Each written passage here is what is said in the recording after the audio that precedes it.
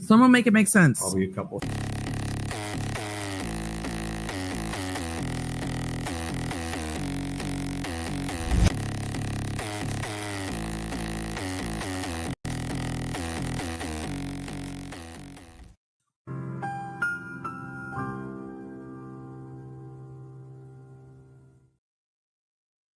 Hello, everybody. Maisha, I feel like I was just saying just recently.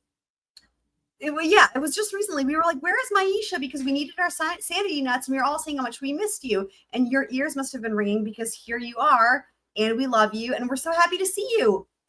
Awesome, awesome, awesome. Welcome on in, everybody. Hope y'all are doing well. I do have a really big surprise for you guys. I'm going to wait until more people get here, though, to show you all my big surprise. I think you guys are going to be pretty excited.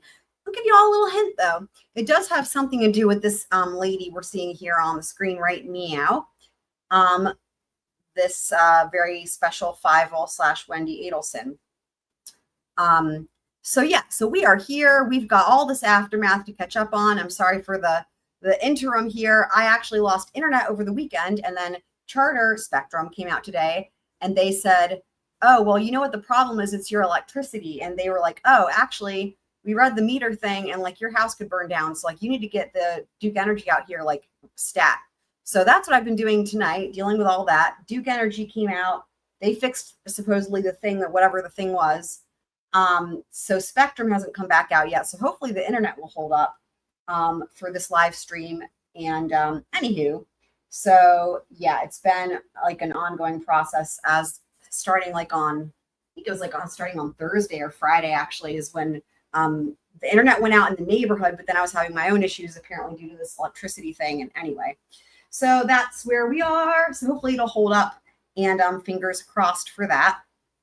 So yeah, we do have a lot of stuff to catch up on here. There's been all these juror interviews. Of course, we have the motion for a new trial. We already have Judge Everett's response that's come in, full of snark and brilliance as always, and many other things as well. And also, shout out to Maisha, who graduated from the Los Angeles Film School with a bachelor's in animation. That is amazing.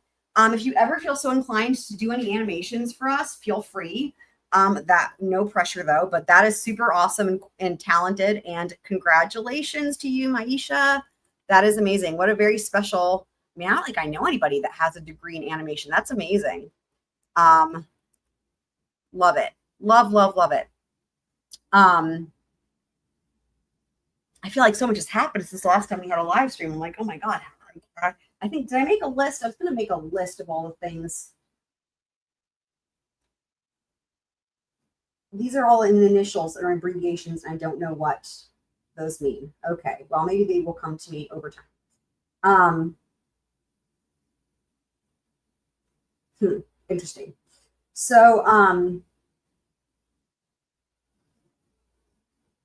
oh yeah, the AI swing one. Oh, I don't have everything ready for that. We'll have to do that one next time because I got to get some stuff from work for that. That'll be fun. So yeah, okay. So we're going to start out first. So we finished with Donna's trial. And of course, the big question is, when is Wendy's indictment coming? And any day now. So we're going to start out. This is the video that I made. It's short, but it's got some clips in here from her interview. But then it's going to go into a little segment from Luis Rivera's proffer. And then it's going to go into a little segment with the jail calls with Charlie and Donna. But as always, when I was compiling this, I noticed some things for the first time. So we're going to watch this. And then we're going to segue into what one of my favorite juror interviews and some other things regarding Wendi, and then probably also Donna's motion for a new trial and subsequent denial. And then if we have time, we might even do a little squirrely couture on one of our new segments that we did last time, and it was really fucking fun. So, okay, so without further ado, this is this little video that I made with Fievel here. And this is Wendi Adelson in her own words, basically Wendi implicating her own guilt and then other people implicating her own guilt directly solely from like interviews and then the phone calls. So, okay. Oh my God. What? What? Oh my gosh. I can't believe this is happening. Okay. All right. Let me go get the form for the phone. Do I need to you read my Miranda rights or something if you're gonna look at my phone. I can read your Miranda if you want to hear I don't that. know. I'm just trying to make sure I'm being I have no protected. reason, I have no reason at this point to suspect you in this incident. Okay? I couldn't tell from the way you were talking to me in the car if I was a suspect. Well, no, the reason was I didn't want to get into everything until we got up here. They all live in Canada. Okay. His family's all in Canada. Okay. They're gonna think I did it. No, now, just don't jump to conclusions on that. The reason why I say his parents are gonna say I did it is because after we got divorced, I wanted to move to South Florida, and I filed a petition to relocate in the court. Okay. This, again, I concur with Needs and Z saying can recite this interview at this point. Same. However, this is one of the parts that I didn't really think about this statement because Wendy's entire interview is full of every single bit of it is amazing. We're going to watch it again. That's actually one of the things we're going to do soon. We're going to watch it again. But this is one of the things that I kind of hadn't resonated with the significance, like the significance of this hadn't resonated with me until I made this video. This is actually really shocking. And imagine being Detective Isom sitting there. We've had a lot of conversations about, did he suspect her right off the get-go or did he not? I always have been of the opinion that he did. But you know what? If nothing else, this statement right here alone should have, I would imagine, would have been enough. And I can't wait till all these trials are done and he can come out and say, for the record, like, did he suspect her right off the get-go? So this part, though, is wild. The reason why I say his parents are going to say I did it is because after we got divorced, I wanted to move to South Florida. The reason why I say his parents are going to think I did it is because right after we got divorced, I wanted to move to South Florida. I feel like I didn't get that exactly right verbatim. We'll hear it one more time. Now, just don't jump to conclusions on that. The reason why I say his parents are going to say I did it is because after we got divorced, I wanted to move to South Florida. And I filed a petition to relocate in the court. And the court said no. So, and the court said no. So that's Wendy's law. Okay. So what's happening here is Wendi had just said, hold on, let me back this up further. We need to get the context. That is okay, hold on. Let's just hear this. The reason was I didn't want to get into everything until we got up here. They all live in Canada. Okay. His family's all in Canada. Okay. They're going to think I did it. So she's fake crying. They're going to think I did it. Then she feels the need to explain it, right? Of course. She feels the need to explain it. Why would she think that? Now, her logic here. This is Wendi. Check it out, guys. This is Wendi trying to give an explanation that she thinks a normal person would buy, basically, right? She's trying to explain to him why she just said that. And so what she's about to say here gives you insight into how she thinks normal people would think, basically. That this is just a logical thing, a logical conclusion. So she's saying, they're going to think I did it. And then she explains why she thinks that or what. Yeah. Now, just don't jump to conclusions on that. The reason why I say his parents are going to say I did it is because after we got divorced, I wanted to move to South Florida. And I filed a petition to relocate in the court. And the court said no. So, because of the kids. So the way she acts so matter-of-fact about this, it's a number of things. First of all, it's like an embedded confession as to the motive right here in the interview. Right here. But not only that, the way that she explains this so matter-of-factly as to like, oh, isn't that a reasonable thing to think? Like, that's what she's acting like. Like, oh, a reasonable person would think, oh, well, if I wanted to relocate and that was denied, it would be a normal conclusion to think that somebody would murder. Does that make, am I articulating that for you guys well enough? Like, I'm trying to figure out how to say this. Like, okay, let's just imagine somebody was trying to say, okay, why would somebody think you murdered somebody? It's like, oh, the reason they're going to think I did it is because they killed my whole family. Or, oh, the reason they're going to think I did it is because they kidnapped my daughter, or, you know, something along those lines, you know. But no, from Wendi, we get the reason they're going to think I did it is because we wanted to relocate and the petition was denied. It's like, do you see what I mean? How that's like a normal person would never make that conclusion, but she's saying a normal person would, because she's like, oh, first of all, this should make sense to him. And second of all, that's what Dan's parents would think. Do you guys see why that's wild?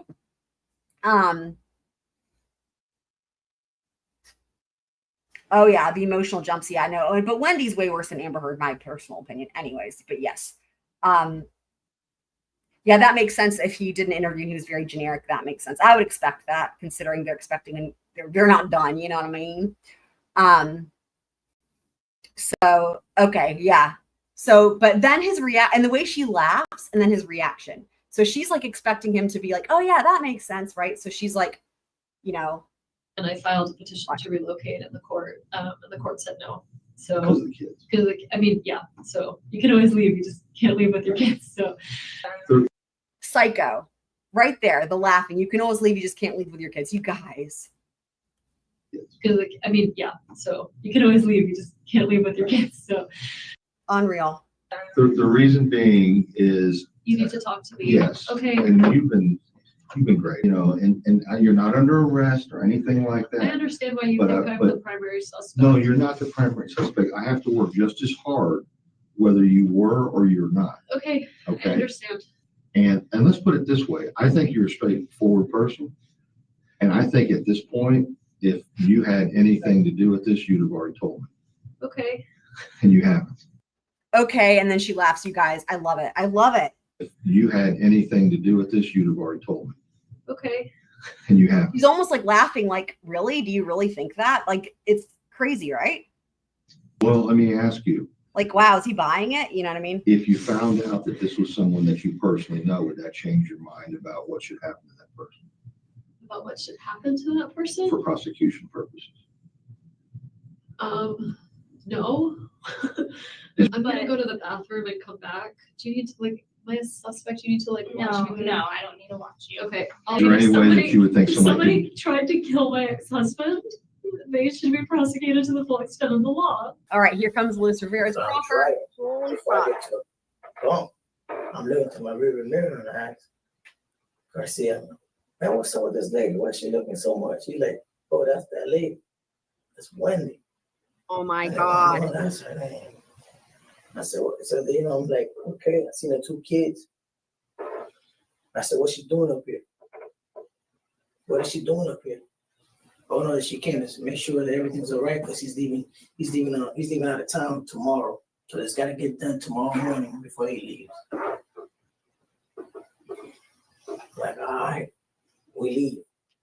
She knows. She that knows we're up. you're up here. She knows So we're what on she- a couple things. So first of all, this is from one of the previous live streams where we watched his proffers, in case you're seeing like the comments and whatnot. This is from a previous live stream. But also, one thing I had failed to mention, I think, before when we watched this, is the lady who's sitting there at the end of the table. That's Monica Jordan, and she's his investigator.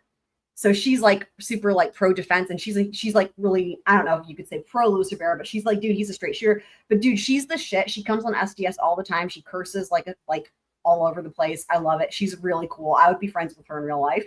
But that's who that is. And it just dawned on me again when I was making this video. I was like, oh my God, that's Monica Jordan. So yeah, shout out to Monica Jordan. And so yeah. What you doing up here? Wow. So he calls Kate.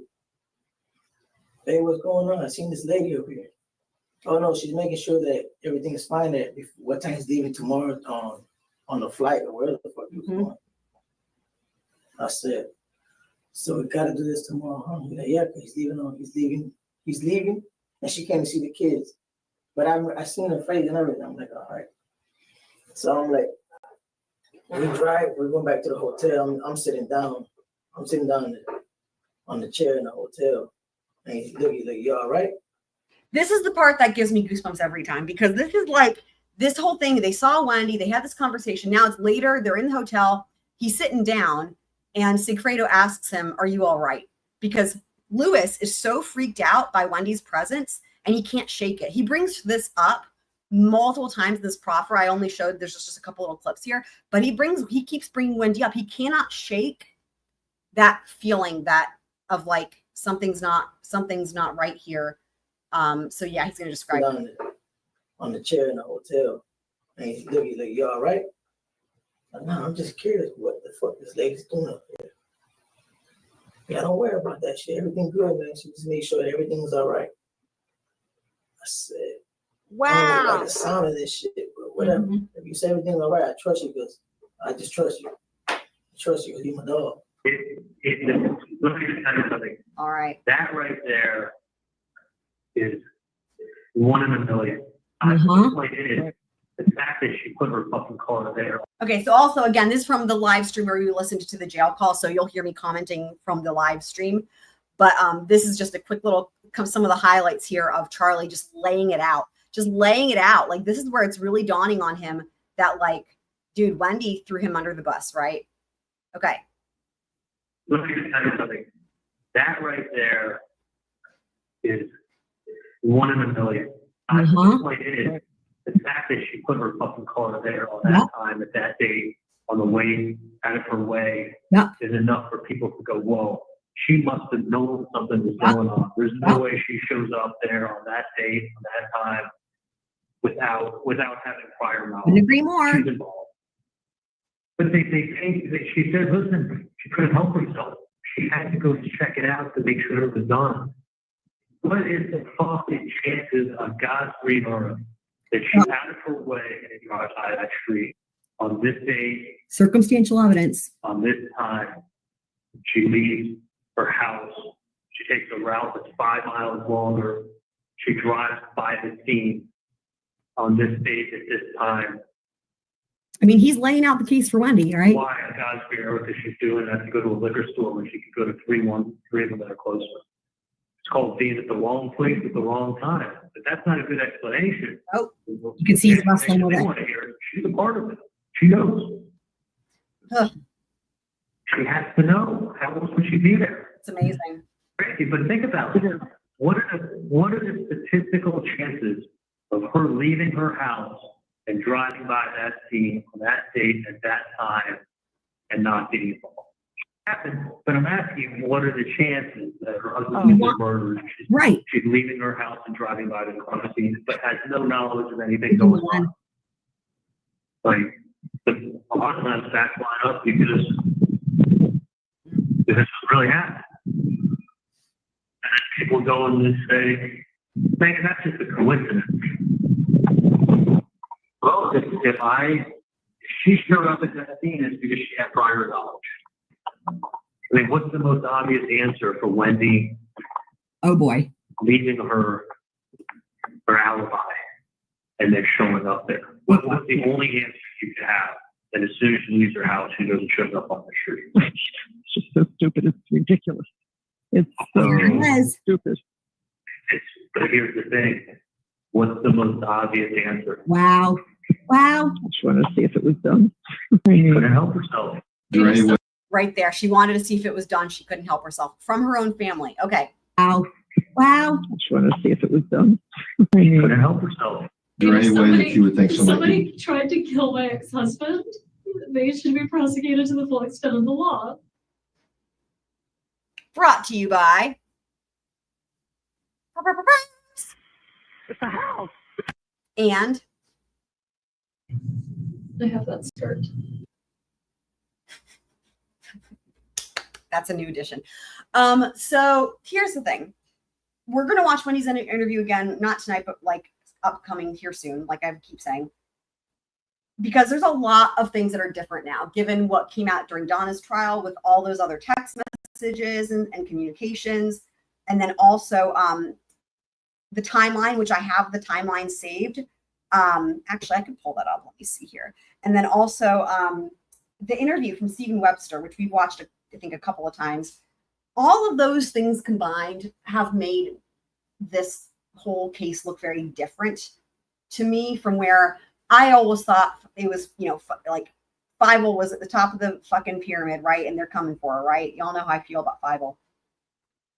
But it's gone from like that to where it really, it seems like what is the way it's all shaking out to me is that she had planned this all along. And what I mean by that is going back even again to her interview, she had it all set up with throwing her family under the bus. And it's not just her brother. She throws her parents under the bus blatantly, even when she gets off the phone and she's like, oh, I feel better now because they acted surprised, shit like that. Why would you say that? Now think about it. That is almost counterproductive, even if it's like, oh, they're co-conspirators and you're involved. Like, in other words, because if you implicate the guilt of the other people involved that are involved, like she doesn't know Lewis and Siegfried well. I guess she saw them actually, but having said that, if you think about the train cars, right? It's like, let's just say that she's distanced enough from the other people that are not in her family, but she knows her mom and her brother are involved. Then by implicating them, you're actually drawing law enforcement's attention to yourself, right? So I always thought to myself in that interview, like, why would she do that, right? Like, why would she fly so close to the sun, as it were? You know, she implicates her family, but she also tries to, implicate Jeff, right? As we know. And at one point, she almost tries to suggest Dan's new girlfriend to a certain extent. But anyway, and it's like, to me, it's really lining up, especially with those texts, like those texts from Donna right after Charlie's verdict, for example, right? It's like she was really using everybody else, but they thought they were helping her. And we talked a lot about the whole helplessness thing, right? I'm sure it's timestamped. This was probably 2 live streams ago, maybe. We talked about the helplessness, right? And it's like, is she really that helpless, right? In other words, is she really that helpless and she really needs their help in the way they baby her, right? Or is she not helpless, right? But that the family babies her and that's her role. And she hasn't been able to get away from her role. And she hasn't been able to get away from that whole thing the way that Rob got away, for example, right? Or is it like she wouldn't have been helpless, but then she became actually helpless because of her mom's meddling, for example. And I've always felt like, this is just my personal opinion, that she's not helpless. I mean, she's an attorney. Like, she's not, I've always felt like she's not actually helpless, but that she's playing that role because she hasn't figured out how to put boundaries between herself and her mom and her brother. That's an understatement, but you guys know what I mean. And a good example of that is like the whole thing with buying a house. And also what was it? I think it was like with the relocation, there was the whole thing about with prejudice and whatnot, the hearing. But the house is a great example where she had already made a decision to put a down payment on a house on her own volition, right? So she made that adult decision on her own. And then she goes and tells Charlie, and it's like almost like a vibe of like, don't tell mom type of thing, right? And then of course mom finds out and then she's mad. It's like, so and another great example is what has she done since they've been in custody? She's fucking moved. She went west and then she went north, right? She's living her life. She doesn't have their help to drive her around. She doesn't have their help to tell her who to date or how to get places or whatever the fuck, right? She's capable of adulting. She's capable of making decisions on her own. I think that she's not like handicapped, right? You know what I mean? So that's my personal interpretation, is that this was her playing that role, if you will, just for lack of a better way to describe it. So when you think about that, and you think about how if you're her and you're this psycho, I mean, again, I don't have words to describe my interpretation of her personality, if you will. But if you want something and you're 5-0, then it would behoove you, right, to maintain the role that your family wants you to maintain so that you can manipulate them. Even in the interview, I'm so, can you come here from Tallahassee and all the rest, right? And then you've got her, in my opinion, sort of playing them, even for the long term, right? She's playing the long game, I think. And she knows what she wants. And the real thing that made this all click for me again was Stephen Webster's interview, because that's where it's like, oh, because it was going to be clear. The fraud was going to be clear. And now you're looking at civil liability, but criminal liability and being disbarred. Okay. And that right there changes the landscape of this whole thing, because Wendi had a motivation that her family didn't even know about, right? Wendi had her own motivation. So that's where you have to think about it, right? Like, when you think about the family and you think about, did anybody have an additional motivation beyond the quote unquote family's goals as a group? When you look at Wendi and Harvey and Charlie and Donna, and it's like their goals ostensibly were get Wendi to move here, right? With the kids.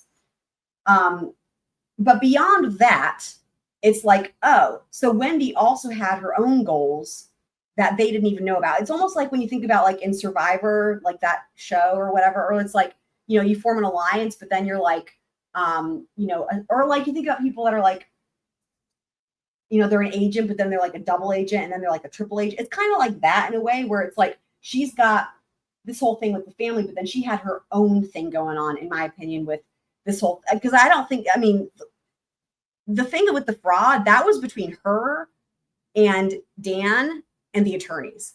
And that was all coming to a head with that deadline being on July 18th. And so that gives that not just a financial motive, but like, honestly, it's so Murdoch-y, right? It's like the killing somebody being better than the other charges you could face is like, it's like that last resort.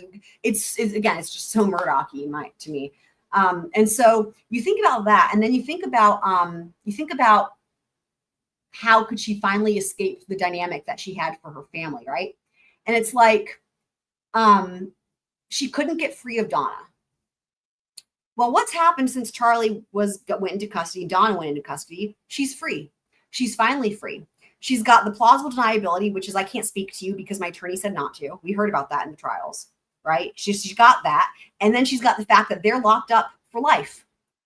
And by they, especially Donna, right? And now she can do whatever she wants, and she is. And she has every, like, on the surface, like good, like, in other words, no one would expect her to ever speak to them again. So in other words, it's almost like by using them, by catering to how much they want her to be the helpless baby and all that whole dynamic, the unhealthy dysfunction, by feeding into that and then using that to get them involved, right? Because she's so helpless, it sucks them in, it gets them involved, right? And then using it also to manipulate them, to get her to kill Dan, right? But then throwing them under the bus right from the get-go in her interview, I think, hoping that they would eventually get caught and then she would be free, potentially. And I think that she just, for good measure, had Jeff in there as a backup plan, right?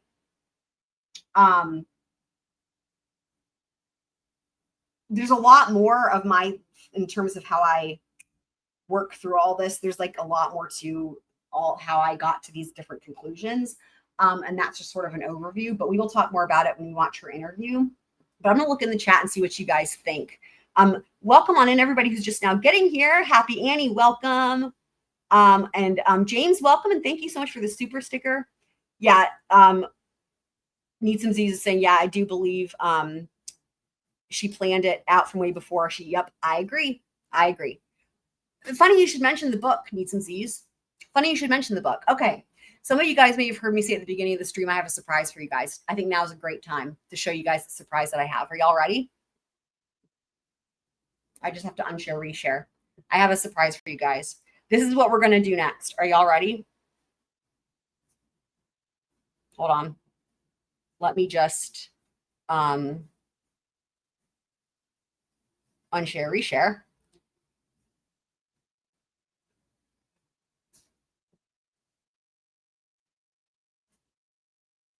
There it is. Wendy's book. We're going to read it. That's what we're going to do next. Unless you guys don't want to, but I can't imagine that anyone would. We're going to read Wendy's book. It'll be a great opportunity for help for you guys who want to help me with the reading, because it's going to be a lot of reading. To Twiz Reads, Reading Canebo. There she is. We're going to read her fucking book. And we can notate it. We can highlight it. We can do all these things, right? We can connect it to pieces of evidence. We can mark it up, because this is Kindle, right? I'd never used Kindle. And anyway, I downloaded all the stuff so that I could get this book and be able to do this, because I was like, we have to do this. So we're going to do a live dramatic reading over however long it takes, and we're going to read her fucking book. And I don't know if anybody's done it, which, I mean, that's neither here nor there, but like, if anyone's up for the challenge, I think we are, because it's going to be quite the undertaking. And we're going to see exactly what Wendi has to say in her stupid book.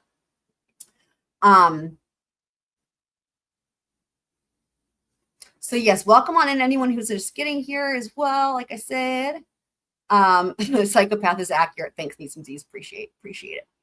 And same, yep.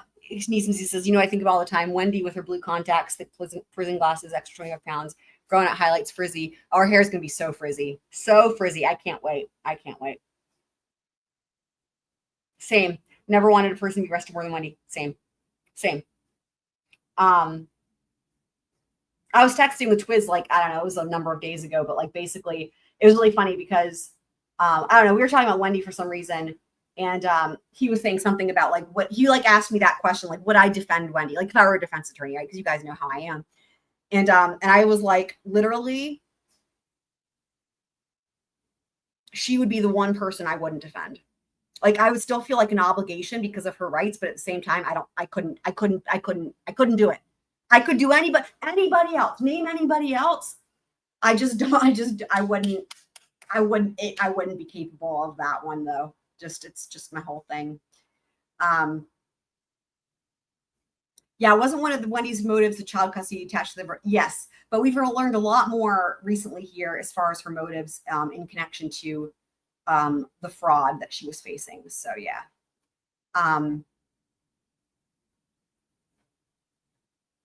So what do you guys think? Are y'all excited for yeah, I bought the book. The thing is I've labored with this decision. I've been talking about this for years. Y'all know.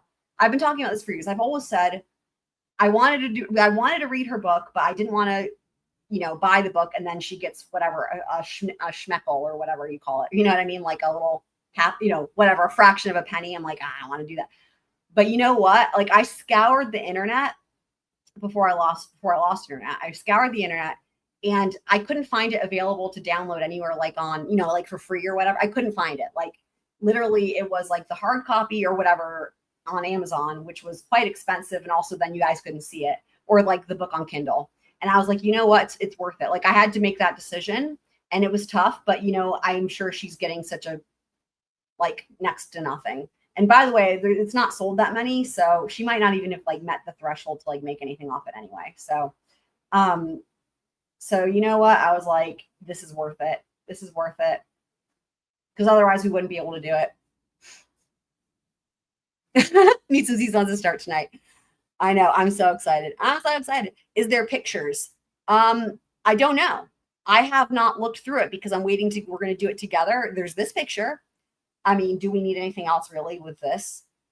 This picture just says it all, doesn't it? With her stupid contact, which not only is it a contact, but obviously there's all kinds of editing going on with that. And the other thing that's funny is this book was from 2013. So this is before the murder. So we're going to keep that context in mind as we read it, as in terms of like, it's before the murder, and it's going to be crazy, guys. You might even volunteer to read. I would love that. Any volunteers are welcomed if y'all want to help me with the reading whenever we go to it, because it's going to be a lot of reading. The back cover. Yes, good question. I think we can. Cover. Okay, we're not going to read it yet. We're just going to go to the last back. Oh, maybe it doesn't have the back cover. That might just be on the paperback version or whatever, hard copy version.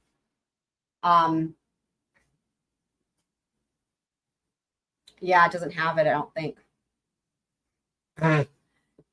But interesting how she really fancies herself though as like a hero of human trafficking stuff. It's pretty wild. What I'll do though is I can find well, let me see. I can probably just do this here. Let's just see here if I can find the cover and we can take a look at the picture. Yeah, this must just be the physical copy. Wait till you guys see the thumbnail that I made for this series, because y'all, now I'm too excited. I'm gonna have to show you guys the thumbnail because I'm too excited about that. Let's see here.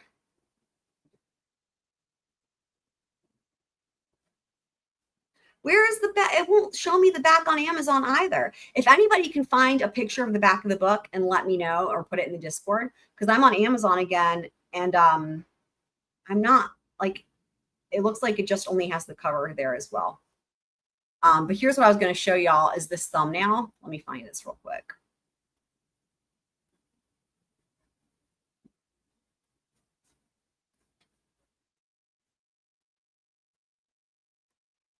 Okay.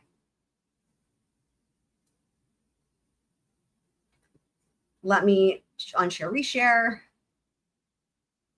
Okay, we're going to do it this way. Okay, so here's, oops. So here's the book, right? So I'm going to, can I zoom in? Let's see if I can zoom in.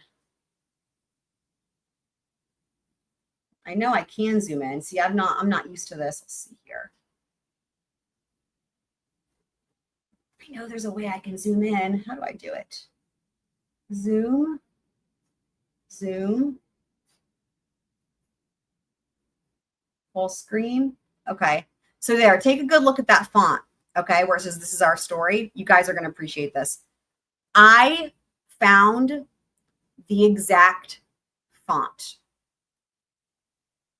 Check it out.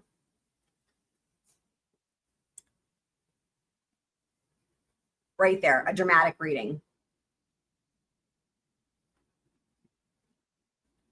That is the exact font that she used. And you might be wondering, how did I find it? Well, I did a little searching and I was like seeing if there's like a font matcher, you know, like online where you can match fonts. And you know what is so funny? There is, and it's called, oh, what was it called? Let me see if I can find it. And then the one that I used in it, and it was correct. It was called,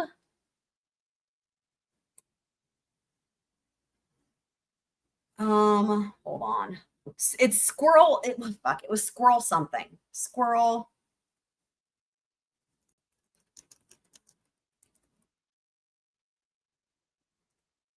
Hang on.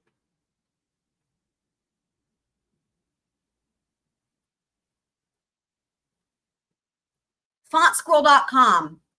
That's it. Fontsquirrel.com. That was it. Of all the things, right? And I was like, wow, this is wild. Like it's just called Font Squirrel. Like that's like the #1 that people use apparently. And it worked great. And it's free. And you just enter in like your font and then it matches it to like, it finds it and matches it.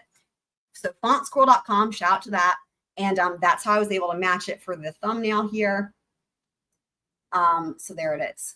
So Wendi Adelson's This Is Our Story, a dramatic reading. That's the thumbnail for the next live stream. So hopefully you guys are excited.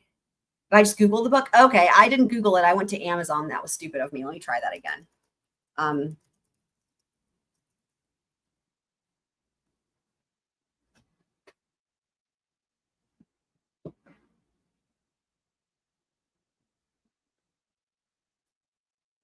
Oh, there it is.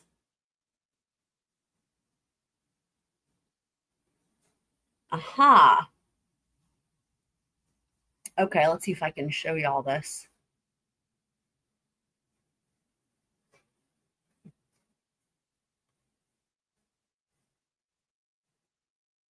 It was from a different seller on Amazon. Okay.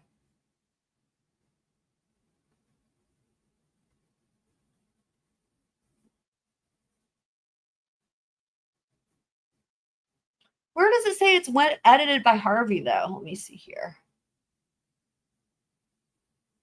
The edited part might be actually, let me see something real quick. Because if I go, let's see here. Are we working? Do I need to exit full screen? Let me see something here.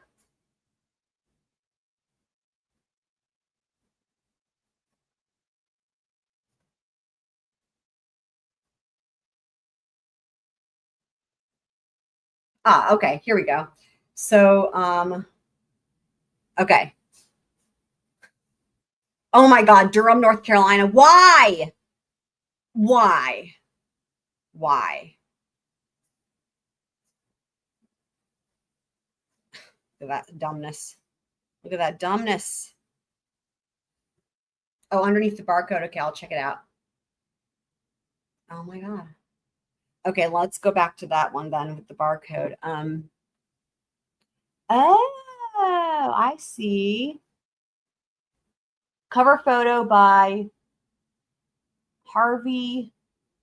What does it say? I can't see the middle part. Harvey Jerome Adelson. Oh my God, that is so funny. Hang on. Let me share this to you guys.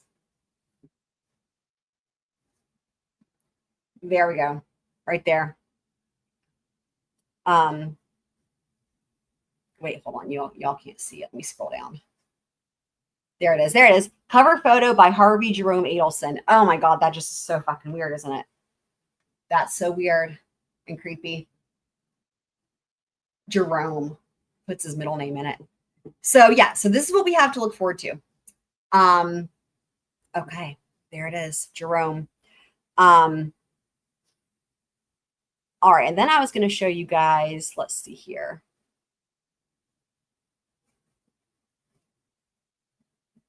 Okay, so here is, okay, so here's the timeline that I made from Donna's trial. So we have a lot of new things. So I hadn't put the chart on here for the color-coded part, but of course, orange is going to be anything surrounding Halloween. Red was going to be, I forget what red was going to be.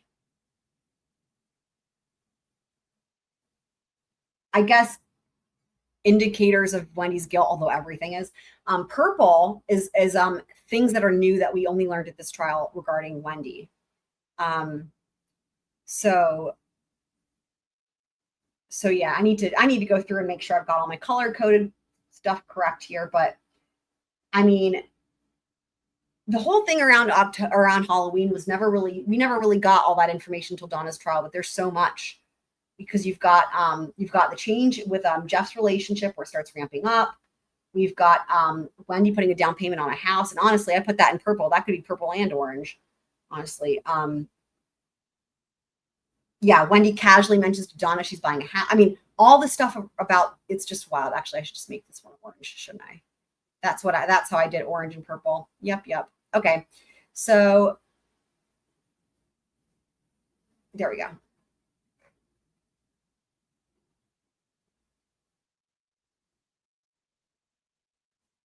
Yeah, I just need to go through and make sure I've got everything on here. But yeah, so this is the timeline. And man, and even the defense expert, right? October 31st, motion for enforcement was filed. So there's just a lot of stuff here that I just can't wait for Wendy's trial, to be honest with you guys. But what we're going to jump into next is one of the juror interviews. And this is, where is it? Hold on, let me just unshare, reshare. So shout out to Joel for getting this interview. He was like the first to get the interviews from the jurors, but this is juror number 6. And I don't know that we're going to watch the whole thing unless, depending on what you guys want to do. I don't know if y'all have seen it, but this interview is great. And this juror is really, it's just really, he's very impressive and surprising. Like I was surprised by a lot of things he said, but there's also something really cool that he says right at the beginning of this interview, this juror does. And I just appreciated how he explained sort of their process and everything like that. This is probably, like I said, probably my favorite interview. Since he started a timeline, you've never done that before. That's awesome. Well, if you want, anybody that wants to contribute to the timeline, like I said, I'm not finished with that, obviously. And that's just like stuff like regarding from Donna's trial. But like, if anybody wants to collaborate, we can always make that happen. And Discord's a good way to do that, to share documents and files and all the other things. But yeah, because it's Squirrel Crew's the best, right? And it's team effort, group effort. So, okay, so let's watch some of this interview here. All right. On one of the highest profile cases. And also, sorry, let me preface this. Part of this is because I want to segue from some of this interview into the motion for a new trial, because that's what these juror interviews were like. I mean, this jury, in my opinion, was one of the fairest juries that I've ever heard from people from when they speak out, right? Because they don't all speak out, obviously. But the jurors that spoke out here and were also sort of like sharing the sentiment of the whole jury as the entire group. They went further than even you would hope in terms of the benefit of the doubt and every type of just to get for the defense for Donna, like even beyond what even seems reasonable, honestly, in my opinion. It's like they took it a million steps beyond what you would ever hope a jury would do. And we're going to hear some of that being discussed. But it's on the heels of that that Donna's motion for new trial is going to be especially offensive. So all the nation. Tonight, it is a rare one-on-one conversation with juror number 6. Again, his name is Evan Higginbotham. He sat through the entire Donna Adelson murder trial, as did I, but he had a much more important job as a member of the jury panel of what ended up being 8 men and 4 women. We'll get his age if he's willing to give it to us.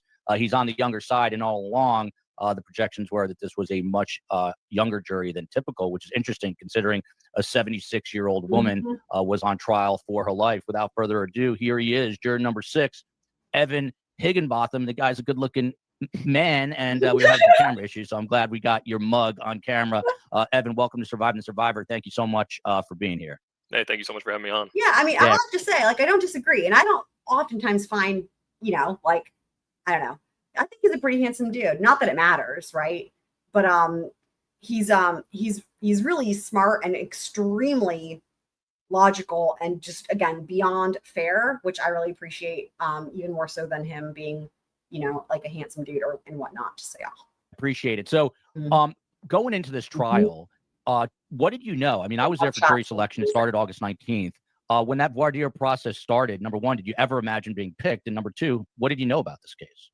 So I grew up in Tallahassee. The extent that I knew of it was that at the time of the murder, whenever in 2014, I heard that it happened, but I was 14 years old at the time, so I didn't really pay attention to anything. And then I moved away at 18, so I had heard nothing further from that. My impressions whenever I came in to the jury room was I couldn't figure out who the defendant was between them and the 2 defense attorneys. Wow. And now another thing that's noteworthy is he's not the only juror that says that in their interviews afterwards.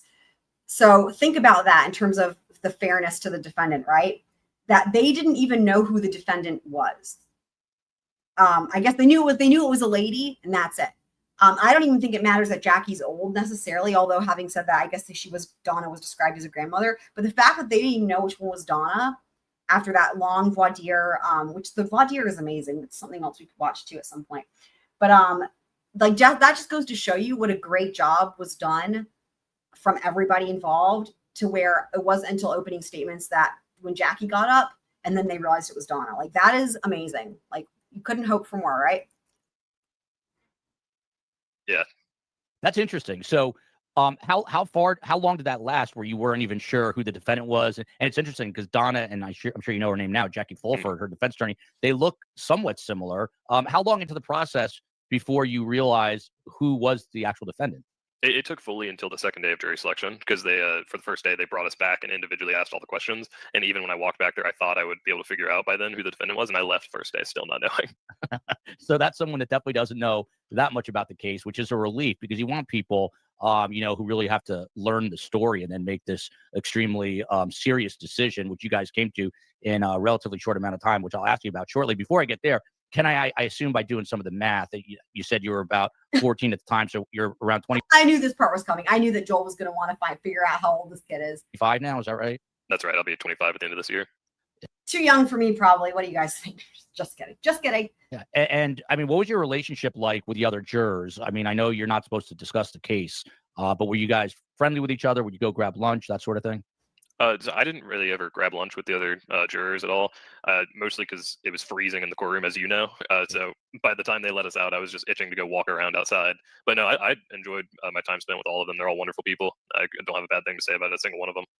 And now that it's over and you're getting these requests, and I know you did radio in Tallahassee and you're doing this is your first podcast, which I appreciate very much. I mean, what have you learned in terms of the magnitude? This is arguably at the time the highest profile case in the country. Are you surprised to learn that? Yeah, I wasn't aware of that really until after the verdict had been served. I finally was allowed to go home and look into some of the reporting on it. I was like, wow, I didn't even realize how massive this was being reported, which makes a lot of sense in hindsight, seeing about all the changes they made to the jury process during that, with us being escorted around and them holding the galley until we fully were off the premises. Yeah, I mean, so that's something, by the way, that people don't know, but I was sitting in a gallery every day, and when the jurors would be escorted to the back and it was, let's say, lunchtime, we were not allowed out till the jurors left. So that process for you guys were kind of the VIPs, right? So you were let out Right. ahead of us. Did you realize that that's what was going on? I didn't at the first, for the first few days. It was about, I think, like one of the first days of the second week where the bailiff had said something that made me realize that that's what that's what they were doing whenever they pulled us to the back and let us out that back entrance. Yeah. So take us back, and we'll go a little bit in chronological order, then I'll jump ahead. But just to jury selection, you get called, you're one of hundreds of potential jurors, and you get through the first round, and then it's the voir dire. Just what was that process like? Did you just assume, hey, I'm a young guy, I'll eventually get kicked out of here, and I won't have to deal with this, and then suddenly you get picked? What was that revelation like for you? I never expect that anymore. I'm 24, but I've been selected, or I've been called for 5 times now for jury duty. Which is really funny. I've never been called for jury duty. And you know what's so funny? He's not the only juror to say that. The other jurors also said they've been called for jury duty a number of times. Like, I don't know what's going on in Florida, but like, that's wild. Like, most people I know have never even been called to jury duty, let alone served, which has never even been called. Oh my God, sorry for that pause, Joel. So it's always every. But that's just really funny. He's only 24, almost 25, and he's been called to jury duty like 4 times previously. So this is like his 5th time, I think he said. Year that they get me, and it's a different experience every time. But this one was very different. I knew there had to be something interesting or different about the case whenever I came in, and they were asking. They just had us all sat in the gallery, waiting individually to be questioned by the judge and the attorneys. So you've been called 5 times in Tallahassee. Have you sat on other juries? No, so I was called twice, or no, I called once in Tallahassee whenever I turned 18. I got called immediately. Amazing. And then twice in Gainesville, and then twice since I've been back in Tallahassee. Wow. You got to play the lottery, man. I bet you could make a lot of money. I don't know if I would count that as good luck, but it's some sort of luck. Well, you're hitting the numbers, that's for sure. So going back, you said, I guess you were 14, if I had the age right, when Dan Markel was murdered. We're gonna go ahead a little bit. He's gonna say he didn't really know about it because he was just a little kid. Okay. A life-changing thing for me, because up to this point. Okay, sorry, went too far. Hold on. Here we go. Now that the trial is because this part, like literally when I heard this for the first time, like I'll just be honest with you guys, like I just lost it. I just started crying because this is so, I'm just getting goosebumps thinking about it. This part is so like, just, I don't even have words, but yeah. Over last week, and you've had a little bit of time to reflect. And again, I know media is reaching out to you. I guess from like a 30,000 foot view, the bird's eye view, what's your biggest takeaway from this experience? What stood out to you the most? Well, this was a really life-changing thing for me, because up to this point, I'm a student. I have been pursuing my engineering degree, and this had been, and I'd always considered law school in the back of my head as something that I may enjoy. This fully being there and seeing the attorneys interacting, for me, fully changed my perspective on stuff and made me I went and changed my major yesterday, actually, to pre-law. Fucking incredible. Absolutely. It just, man. Oh, that's amazing. So is that now a path because of this? I mean, do you plan on going to law school? Where are you in school? Wow. Right now I'm at TSC in Tallahassee. I'm planning on transferring to FSU to finish my bachelor's, and then probably looking into the military for a route for law school.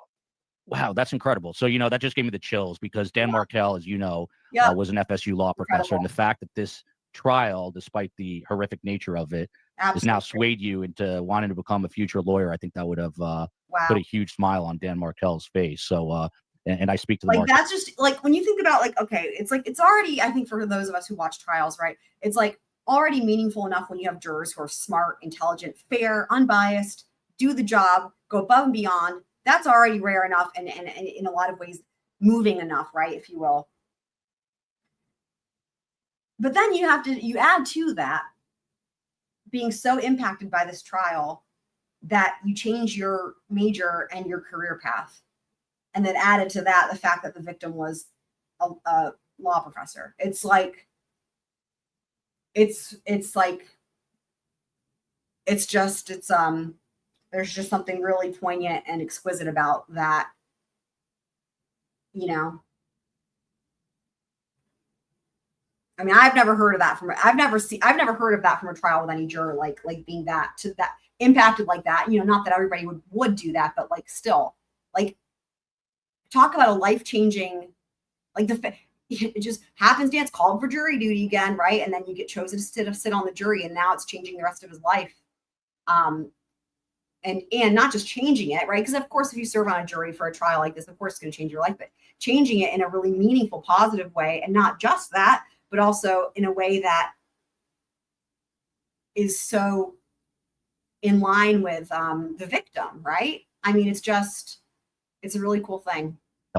Family, so I'm going to let them know, and I'm sure they'll watch this. So that's very unique and interesting I mean, what about it, I guess, created this urge in you to suddenly shift gears in your life? Because that's a pretty dramatic change. Yeah, a big part of it was seeing the prosecution and how well they had it together and how passionate they were about this case. That's something that they've been working on. Ms. Kappelman has been working on for I don't know how many years now. I was just reading something about it the other day, and she was the one who was there for the prosecution of Charlie's case. That was like the big swing for me that made me interested in it. Well, it's funny because you've got the Georgia Bulldogs. The University of Georgia is a pit bull kind of, and she was just I don't know if you know, she's voted prosecutor of the year, and she's the best of the best. And Sarah Catherine Dugan, her co-counsel, a co-prosecutor, they're two of the best. And you're right, they've been super passionate. So in terms of Georgia's in terms of her abilities, I guess, did it far outweigh the abilities of the defense team in your view, in the way she was presenting the case?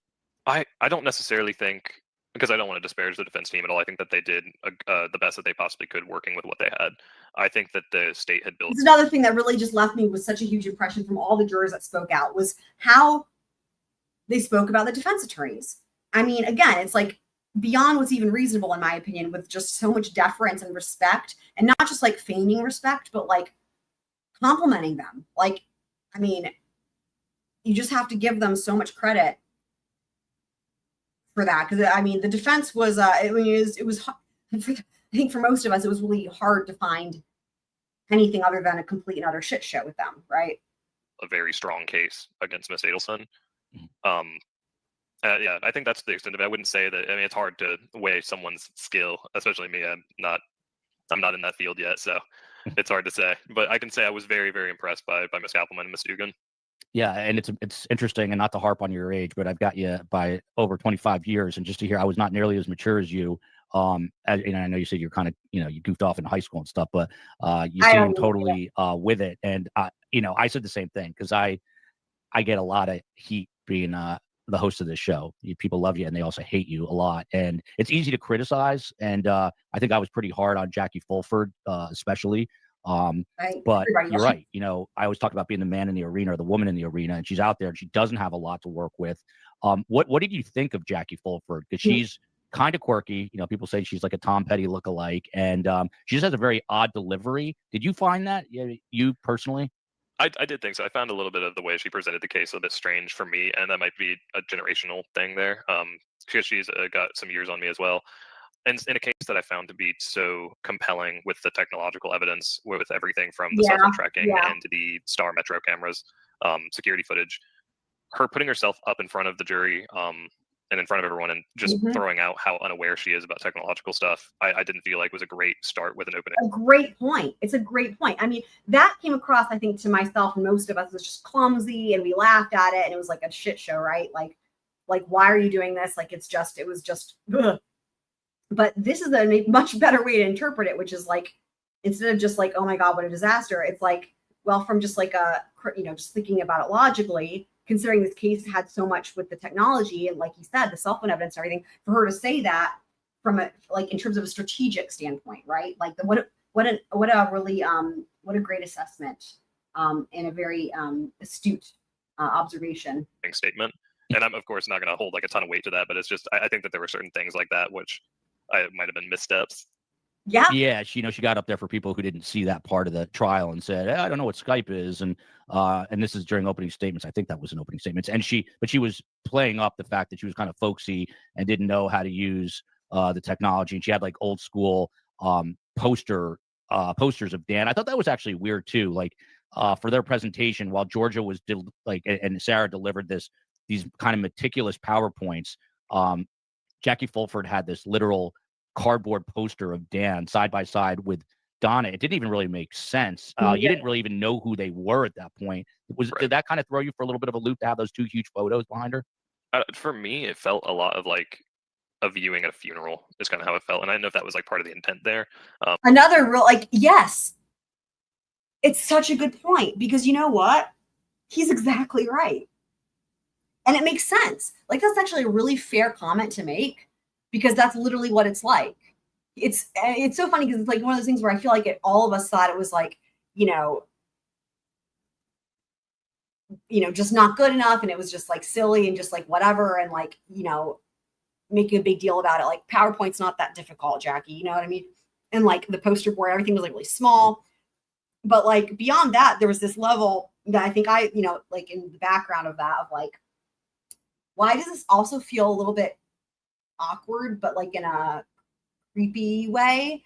And like, I could never put my like finger on it, but that's exactly what it is. It looked just like how you would have something at a funeral. He's exactly right. To tug at like heartstrings at all, but I don't know. He's a student. Everyone has their taste in how they present things, but I did find it strange when they were putting these giant photos of Mr. Markell and Miss Adelson in front of me as a juror who has no clue who either of them are. Mm-hmm. Yeah. So I was watching you guys very kind of diligently, and I consider myself a fairly good read of people. And it's funny because I gave them, I want to say it's juror number 5 actually, but I have to double check. But I called him Sprinkler Man. He was a career military guy, bald head. They're just now here, and they're just going to talk about like who they thought was going to be the 4-person and stuff. I think we can skip some of that. I want to get more into the deliberation process here. Let's see. Nice dude to get out of this. And whenever I got in there and felt the gravity and realized, wait, this is a serious case. Now they're just talking about the jury selection again. On. They want to know, because he announced it in court, Judge Stephen Everett, that he got you guys snacks from Costco. Okay, the snacks, we can skip past the snack. Him being being part of the family speaks a lot to the character of the people that he grew up around. So I think everyone felt that same way about it. That he doesn't necessarily have anything to gain from this trial going a certain way. He is kind of in the worst possible scenario on that. To me, it kind of seemed like one of the key moments in the trial where the jury sort of coalesced. I assume you guys all thought he was obviously a credible witness. And they're talking about Rob Adelson there. We're going to as a guy who's 24, 25 years old, what was it like for you after court every day? And this went on into 3 weeks worth of time to not be able to look stuff up. I mean, were you actively sort of avoiding? I don't know how active you are on social media, but did you have to actively avoid social media and even contact with friends, just so you weren't finding stuff out that you strike me as incredibly honest and serious about this job. So how difficult was that part of it?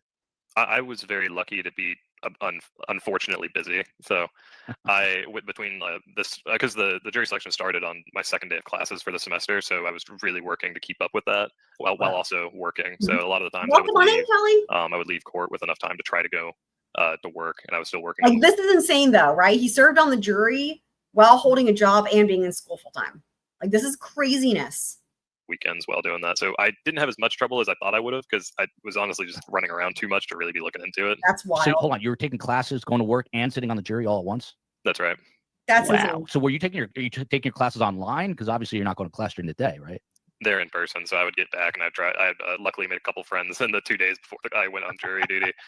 So they were taking recordings of the lectures that I'd go back and take notes on after I'd get done with jury duty. Wow, man, kudos to you. And that's a problem in this country, because I think you get paid. I'm not even going to ask, but it's like some ridiculous number, like $15 or $18 a day. So that's right. Yeah, they've got to increase pay for the jurors. So let me ask you this: when when Sarah actually laid out the opening statements,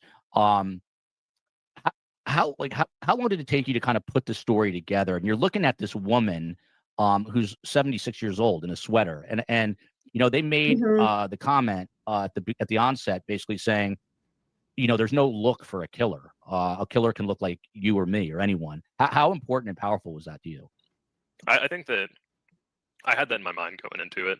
That you can never really judge a book by its cover. Brilliant. And that was the truth. Whenever the prosecution gave their opening statement, the way they laid it out was very concise, and they made the story and series of events very easy to read and pick up.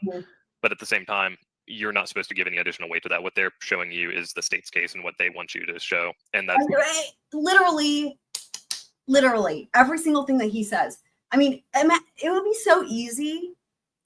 It's easy even when you're it's easy for anybody to forget that, like, among all, because there's so much to think about when you're assessing a case or just thinking about the law, whatever. Like, it's easy, of all the things to think about, it's easy to sort of forget that the specific part of, like, what the sudden opening statements is in evidence. Like, we all know that, but like you could see that getting lost in the shuffle, especially if you're on the jury and you serve an entire trial, right?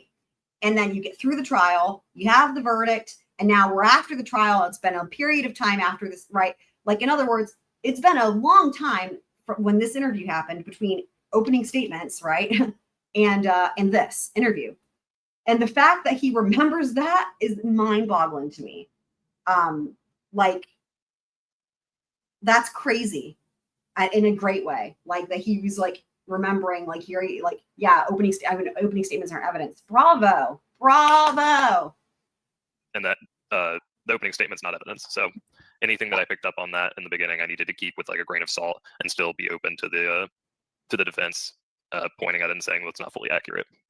And were you taking notes? I mean, you guys had monitors there, and I know how closely you were paying attention, but were you like physically taking notes, or were you just trying to consume everything and keep it up? So when I first started, I took notes on more than I probably needed to. And as the trial went on, I started to just jot down what I felt like were important points instead of writing down as much as I could.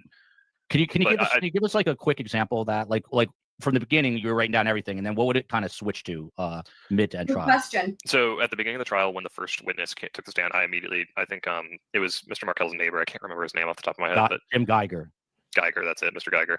I immediately like jot down his name, wrote down that he was a witness called by the prosecution, and then pretty much everything that he said, I would try to jot down as close to what he said as if I was like being the court reporter almost. And by probably like 5 or 6 witnesses in, probably like third day or so, I had changed that and kind of just focused on listening and making sure I was taking in all the information that they were saying. And if something stood out to me, then I would jot it down under my witness notes.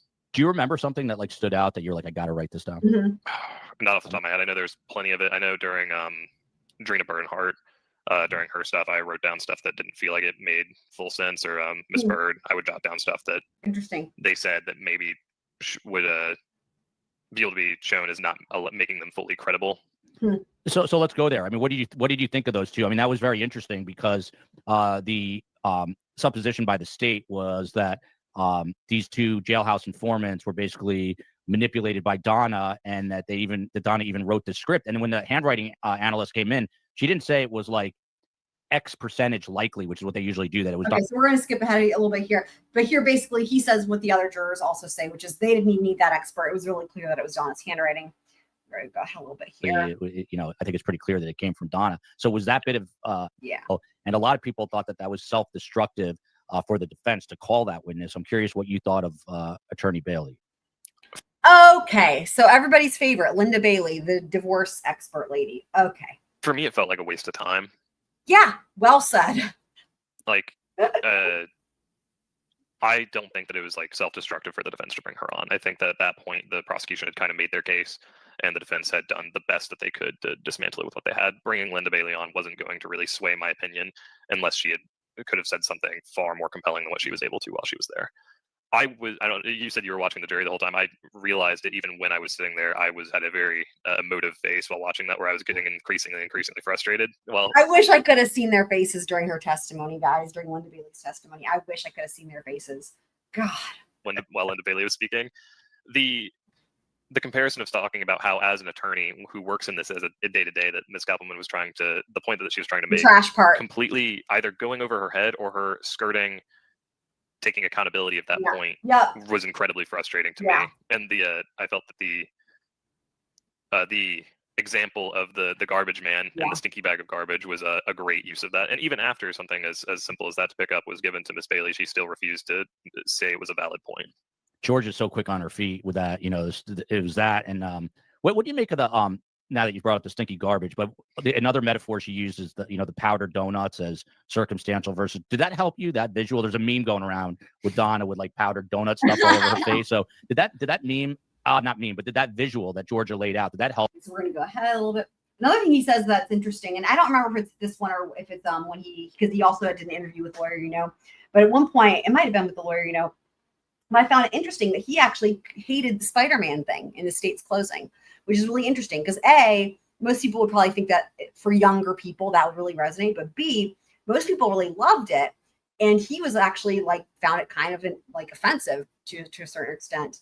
And I also was impressed in the sense that was so fair of him to say something so blatantly critical, if you will, of the prosecution. He really, I think what he said was something like he felt like it was making a joke or whatever of something that should be more serious. But I found that real, and I really appreciated that he was able to, it's just being objective, right? It's being objective. It's like, yeah, Georgia clearly has become one of his heroes. He's changed his major in school. He's going to become an attorney. He was so thoroughly impressed, right? But yet still being able to be objective and be like, yeah, like for him, that was a huge misstep from Georgia.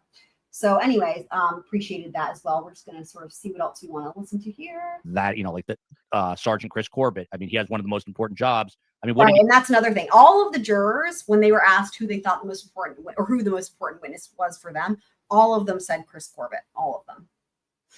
forensics, they kind of tune out, but a lot of cases today get solved because of that. And without Chris Corbett and without We're just going to go ahead a little bit. I'm trying to get to the deliberation process here. what was running through your mind watching that down. So when in your mind's eye, when did the prosecution make its case? Was it the bump? Was it another point? I think that the bump and then going through all of the phone calls kind of really did it for me. By that point, I had started to form an opinion about how I felt I was leaning on the case, which I worked really hard to stay on the fence through the entirety until we got to deliberation. Because she, like I said, she deserves that as the defendant for me to hear both sides with the same amount of interest and amount of attention before I make up my mind. But I feel, and I love that comment too. The same amount of interest, not just the same amount of. It's that was just so well said and just again so generous for the defense. Like not just the same amount of attention or not just like sitting there listening, but like being not just attention, but the same amount of interest. Like what you couldn't ask for more, right? For a juror. Like by the end, when they rest their case, I felt pretty strong that the prosecution had built a really solid case against her. So it's so interesting to hear this because the whole time that you're sitting there on the jury, we're all out here in the outside world trying to figure out what you're thinking. So now to hear you talking about what you're thinking is very interesting. One of the more tension-filled moments came at the end of the trial after the defense witnesses, and you probably found this out after the fact, but and maybe not because the defense really hinted strongly at the fact that their client was going to testify, that Donna was going to take the stand. And then there was this really dramatic moment when you guys are not in there where Judge Everett's basically asking Donna, okay, what's your decision? And she just couldn't decide. And at one point, we're ahead a little bit from the Donna testifying. And that's where she said she's not going to testify. There, especially after now in hindsight, seeing how Charlie's went, I wouldn't want to get up there across from Miss Kappelman. She would tear me apart. What do you think of her? Another really fair comment, right? It's like, it's not just because Donna would have been torn apart. He's like, Georgia would tear me apart. Like Georgia would tear anyone apart. Again, it's just everything that you could ever hope for. Loss on other witnesses. Sure. I thought she did a fantastic job. There were constantly things that she would bring up to the witness that I wouldn't have thought to ask as the prosecutor. Yeah, I don't know if you know this or not, but her dad played. Her dad played football. Okay, great. Sports ball. Shout out to sports ball. Hold against her in the deliberation. It's not evidence. Her reaction to something in the courtroom could be due to numerous factors that are outside of like. Okay, this part. Another thing. Okay, of all of the things, right? Donna's reactions to things in the courtroom. Think about how could you imagine somebody being more fair than you could ever comprehend in terms of just like, I think that most people interpreted that pretty much in the same way. Listen to how he explains this. I think I didn't ever speak to anyone about this in deliberation, but I feel like that's. Well, they did. So first of all, they didn't even talk about it in their deliberations, and all the jurors have said that. They never spoke about Donna's reactions in the courtroom, her outbursts, none of it. I mean, right from the get-go, that's already, unheard of, right? Crazy. Probably what everyone on the jury was doing, because that's not something that we can hold against her in the deliberation. It's not evidence. Her reaction to something in the courtroom could be due to numerous factors that are outside of like what happened in the timeline of this case. So I did my best to not pay attention to her. Incredible, right? So he's saying like her outbursts, right? Reacting to the testimony, he's giving her the benefit of the doubt. Like her reactions could be due to anything. It might not just be because like, there's some damning evidence being presented or something she disagrees with. You know what I mean? Like amazing. Being behind or being with her counsel.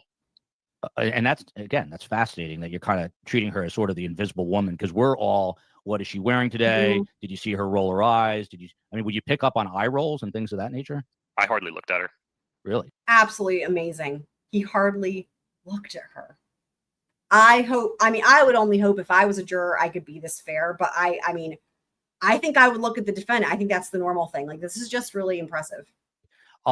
And what about, I don't even know. I'm sure you know now, but her husband was right behind her. This is the first trial where I think any family members had actually stood by someone's side. But in this case, Harvey Adelson was behind her. Okay, so we're going to go ahead a little bit here.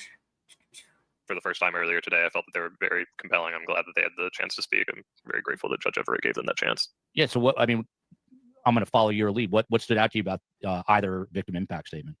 I think Okay, yeah, the victim impact statements. whenever we had sat down and I had gotten selected for the jury, I was very interested to see what caused the investigation to drag along the way it had. And a big part of that is because of how smart the co-conspirators were with how they did everything. They insulated each other from so much. What about that train car analogy that was used? You know, Yeah, we know that was a great analogy. Okay, go ahead. That was like a convict in this case who was testifying for any sort of deal I tried to hold in less regard and use that as less weight. were you expecting? So a few times, more than a few times, and we're going to get to Wendi toward the tail end here, but she kind of threw Donna's kids under the bus, meaning Charlie and Wendi. You don't really know who they are. Did you? I mean, I know you learned through the case about Charlie. Did you expect to see him there taking the stand? I felt like that may have been a possibility. I couldn't remember when they read out the witness list if he was on there or not. But I honestly did. I thought it was more likely for me to see Charlie on the stand than it was to see Donna on the stand. Oh, interesting. Yeah, I would agree. In Well, terms of defense witnesses, and then we'll dig into Wendi and Charlie a little bit more. But you know, obviously, you said Sergeant Chris Corbett was a huge witness. okay, so yeah, we're gonna get to the Wendi part. Wendi part. Dr. G explains today was when Wendi, now the daughter and sister of Charlie, daughter of Donna, takes the stand.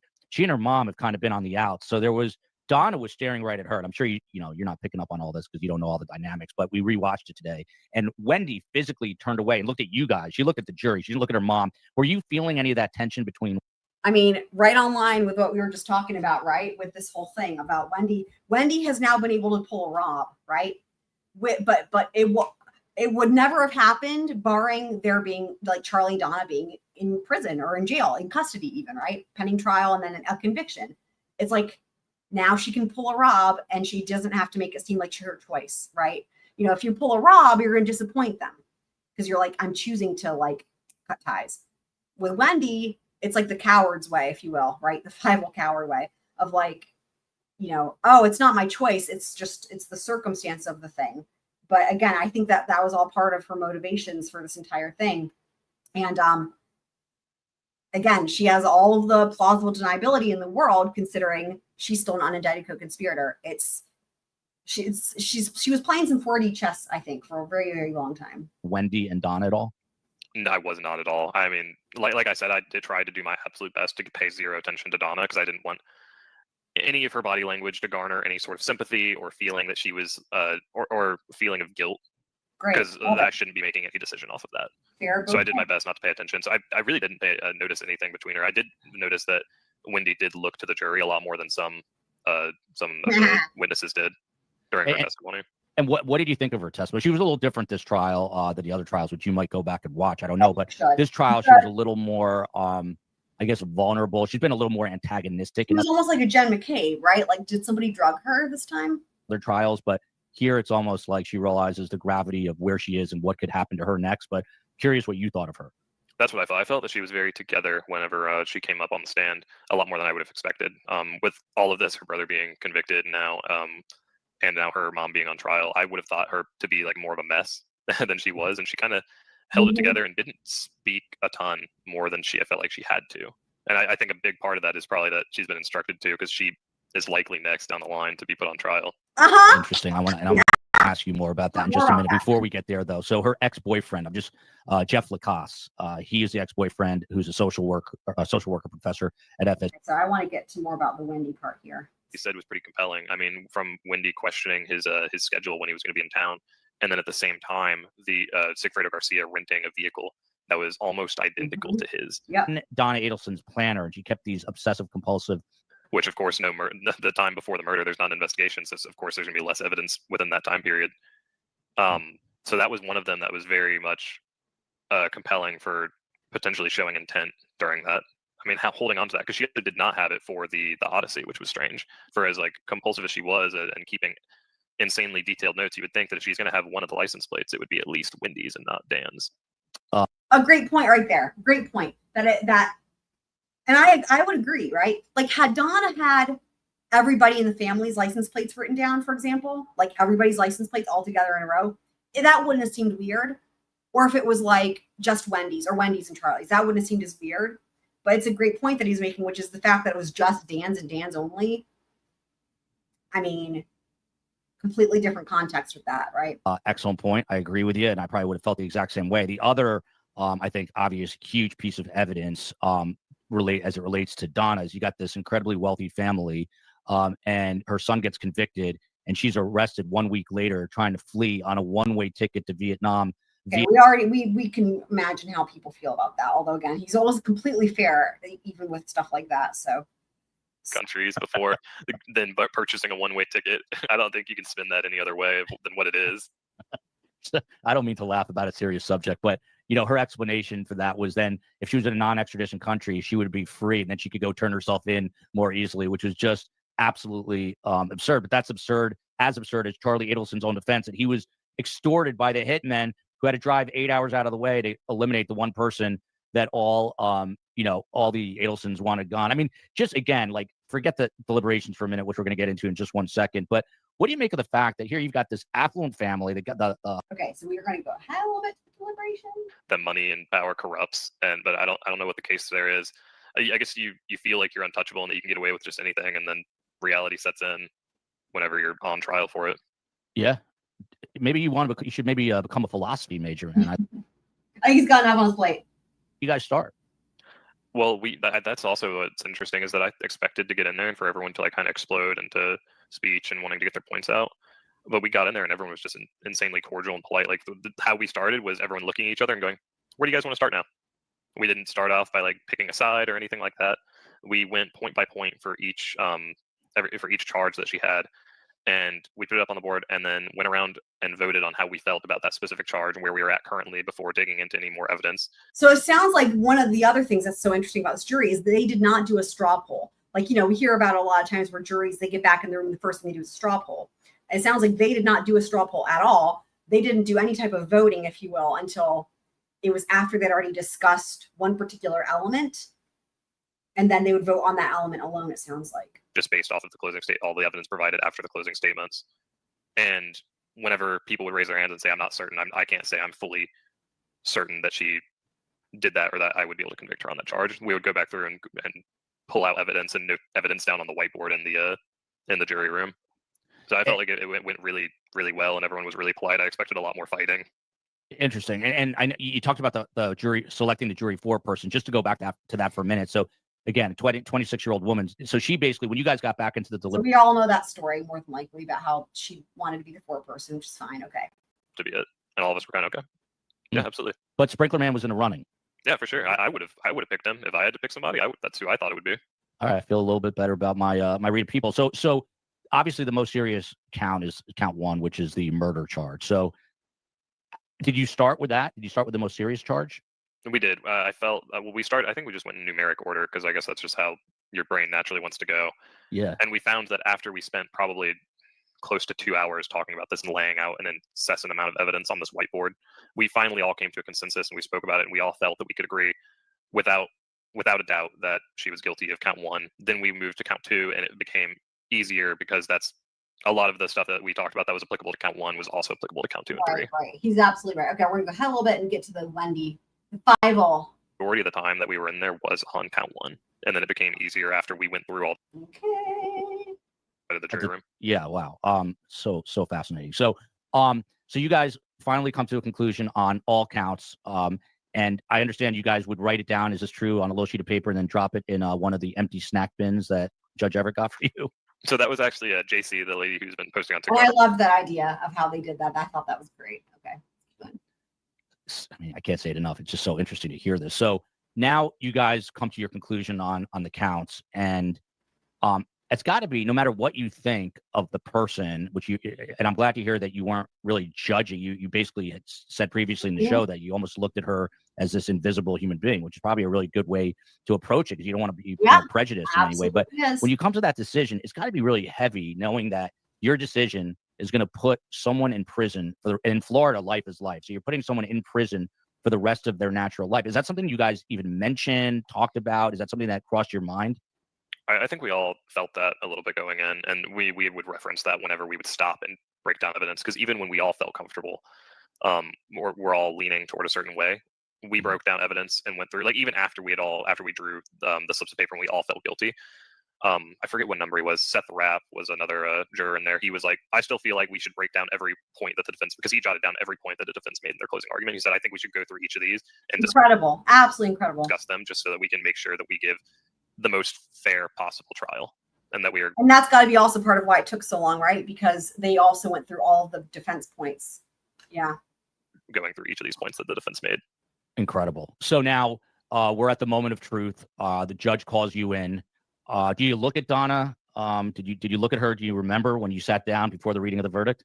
Yeah, that's when I finally had started paying attention to her demeanor a little bit, which I kind of wish I hadn't, because I don't think it did any good. Not that I'm necessarily losing sleep over it, but I expected after we got out there and we published the verdict that, I said this earlier this morning as well, I felt that I would feel some form of satisfaction or feeling that I had done some great good.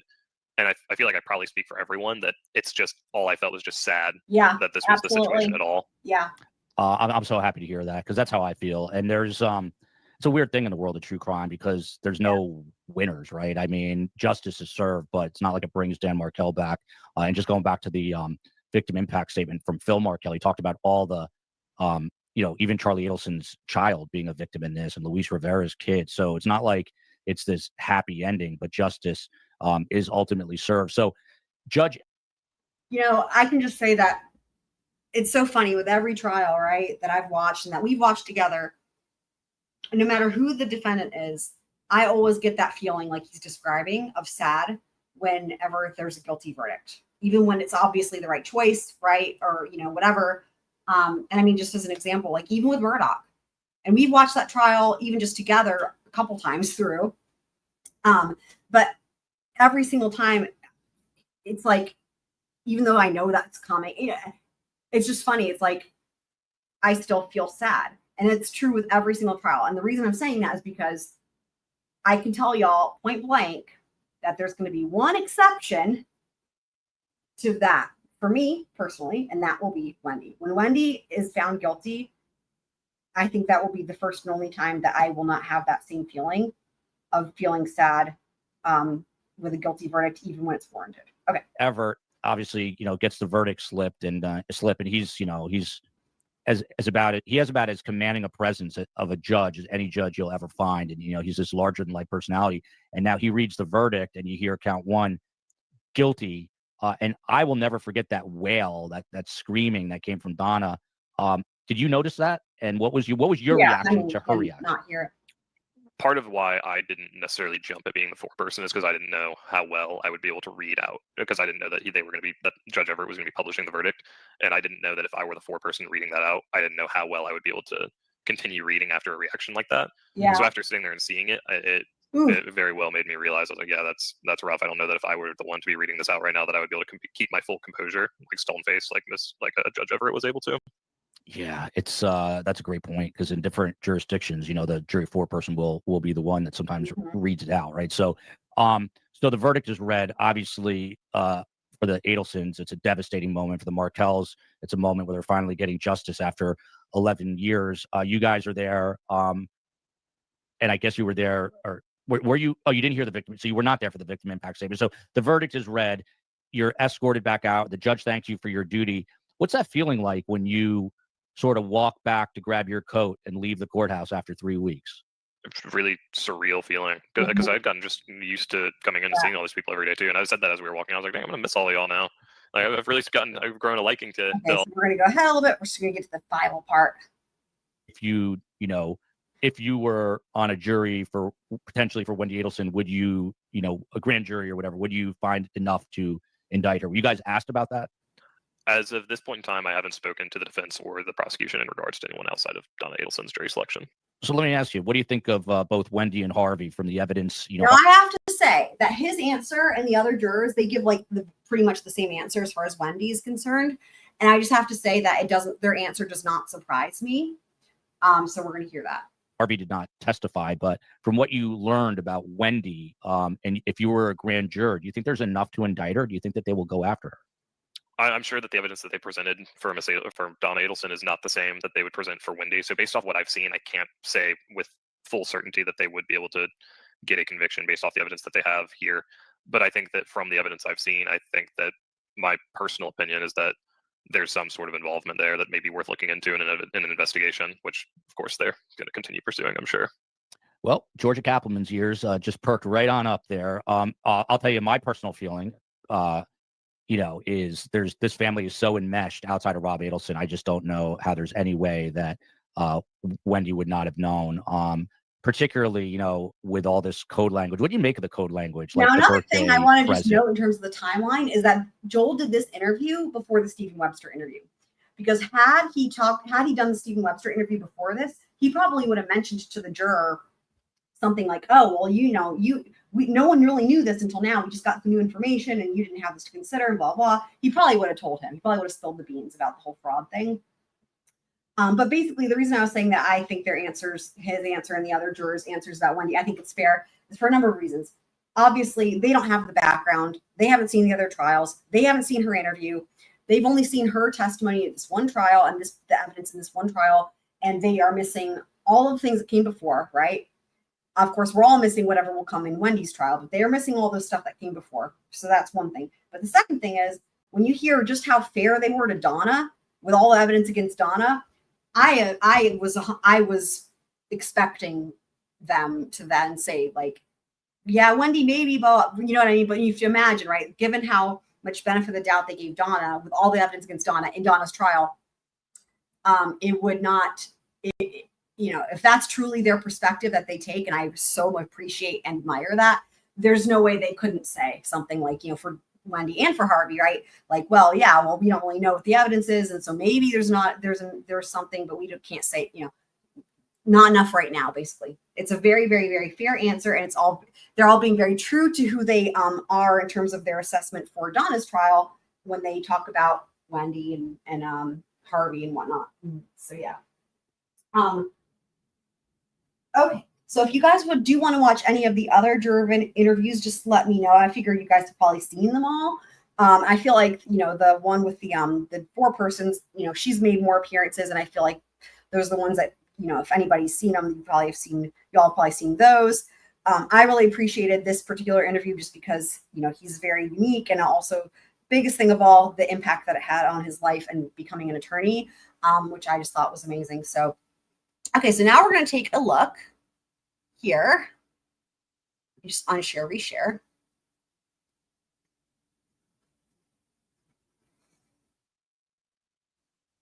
Okay, so coming on the heels of all that, so we have Donna's motion for a new trial and for leave to interview jurors.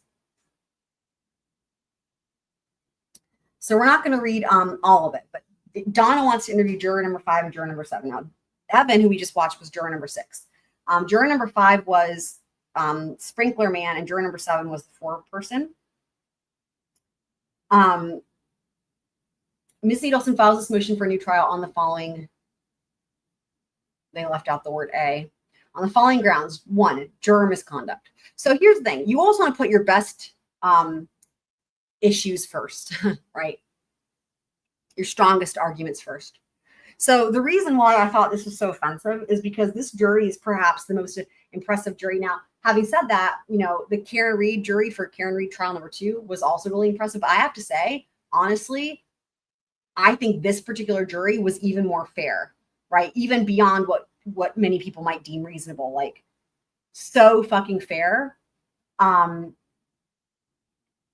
But I mean, the Karen Reed jury did an amazing job. I mean, most people would never hope or dream to have juries like those two, right? Those are what incredible juries, and all the shout outs to them because they're amazing.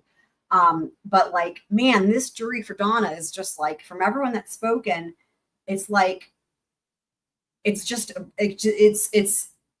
fairness beyond what you could ever anticipate or expect, even in your wildest imagination. So for their very first argument here, right from the get-go, what her defense attorneys perceived to be their strongest argument is juror misconduct. So it's just like, I mean, I have to not think too hard about it because it's going to make me feel really defensive of the jury, because this is just like, so I'm offended on their behalf. So the first thing is juror misconduct. Second, verdict is contrary to the law or weight of the evidence. Okay. Number 3, the court erred in a decision of any matter of law which arose during the trial, and 4, for other cause not due to Miss Adelson's fault, she did not receive a fair and impartial trial. And again, they're coming right out here. Motion for leave to interview jurors.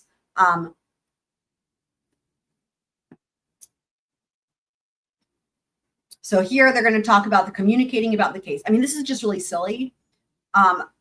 You guys, I'm sure have already heard of this. It's just the 4-person going on TikTok did not say anything that violated the rules. She just didn't.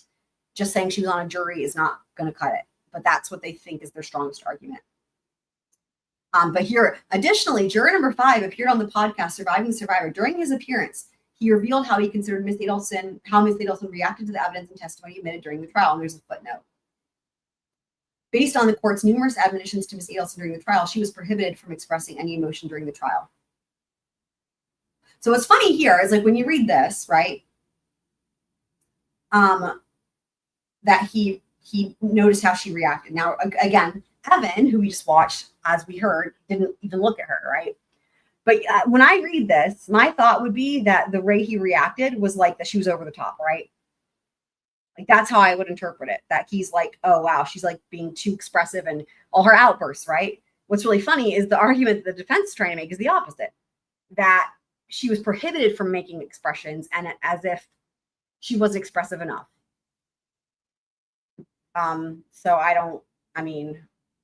Okay. Although he subsequently stated he obviously did not consider that during deliberations, that he considered Miss Adelson's reactions whatsoever as concerning as her reactions are not evidence and are extrinsic or external.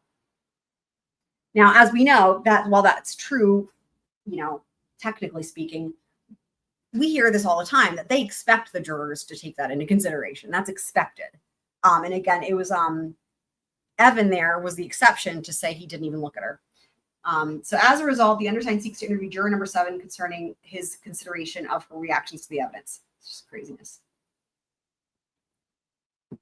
Absolute craziness. Okay. Juror misconduct, discussion of law. According to the Florida Supreme Court, potentially harmful juror misconduct is presumptively prejudicial. So I want to see what they're going to say is the standard here. So they're saying, yeah, once misconduct is established, somebody's entitled to a new trial. Again, a lot of this we know about from Murdoch and stuff. So like, fine. I don't think anyone's going to disagree with like, if there's juror misconduct, a new trial could be warranted. But what I want to see is how are they going to establish the misconduct, right? That's it. This is it right here, number 12. This is it. This is where they try to say there was enough juror misconduct for a new trial. Here we go. Number 12. If juror misconduct is confirmed from the juror interviews, the undersigned will request leave to make more extensive arguments concerning why the juror misconduct in this case warrants a new trial. In other words, we can't, in other words, what the defense is saying here is we can't back up why we are in this category. Like, here we go. We're going to cite all this law as to why juror misconduct, warrants a new trial. We're going to go through that.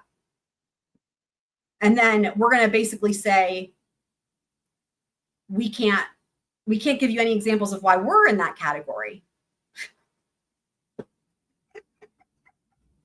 That we would need to conduct more interviews in order to then establish why we're in that category.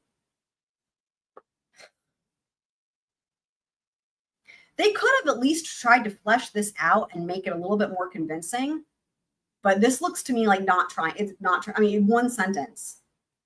And this is supposed to be your strongest argument. Anyways, okay. Number 2, verdict is contrary to the law or the weight of the evidence. This is wild. This is basically, honestly, it's redundant because it's akin to the, like a motion for a directed verdict or a judgment of acquittal, which they renewed anyway. That's basically what this is saying. So this is like not necessary. It's redundant. They already renewed that. They're basically saying, judge, the jury messed up. You can look at this and see that there was not enough evidence to support the charges or support the verdict in this case. It's just silliness.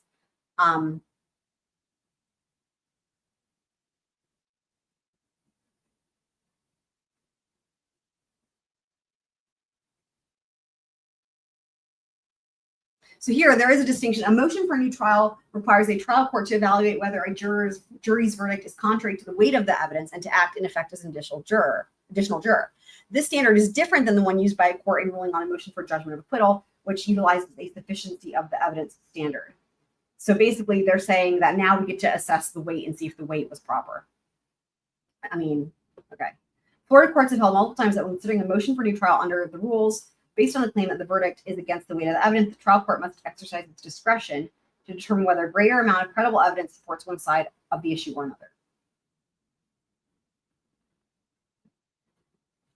They're going to talk about how the trial court is a safety valve. Okay. Here they're hammering home this whole thing about the jailhouse informants. I mean, this is, it's, again, they didn't really have a whole lot to work with, her defense team, with this, but still, when you could still have fleshed some of this out in argument to make it a little bit less underwhelming. She testified the defense investigator with whom she spoke was a white woman. Miss Khan was obviously not white. I mean, dude.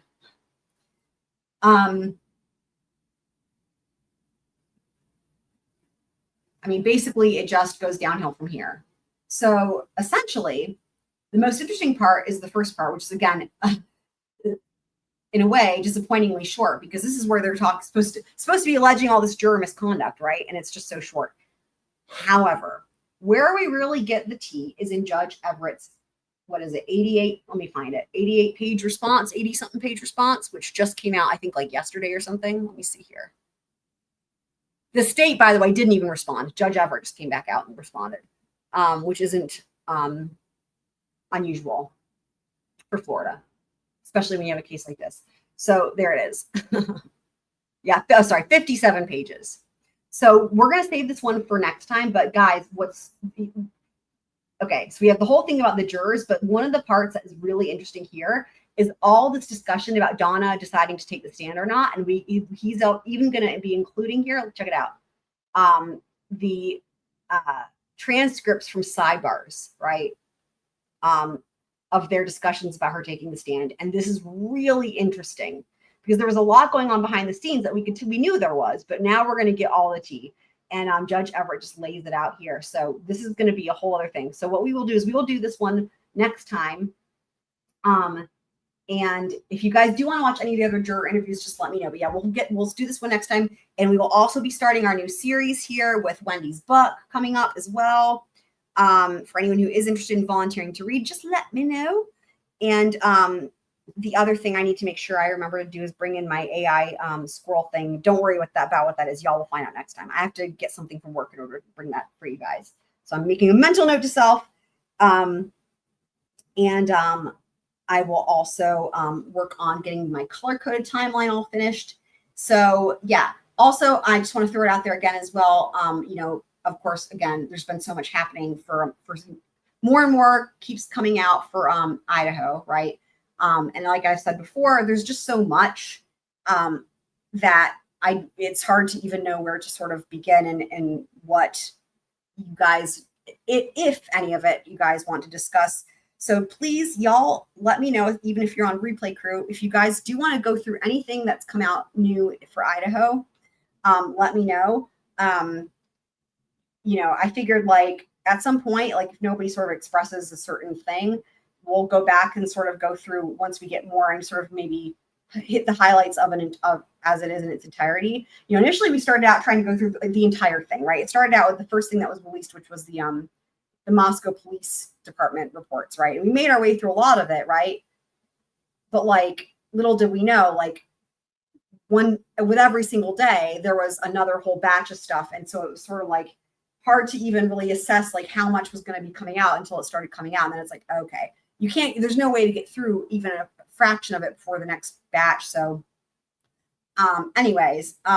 so we'll figure out how to sort of go through all that stuff, but just let me know if you guys do have specific requests for, the body cam or photos or, unsealed or unredacted documents, whatever the case may be. We also will at some point here soon watch that Karen Reed hearing from the other day, because I thought that was really interesting. And I have a whole list here as well of things. Hopefully Spectrum will be able to finish up with getting that modem fixed tomorrow, now that my electricity is those people came out today. So anyways, but I'm really glad that the internet held up for this live stream, because I wasn't quite sure if it would, and I'm very happy that it did. We had internet and we had power for the whole live stream. So yay for that.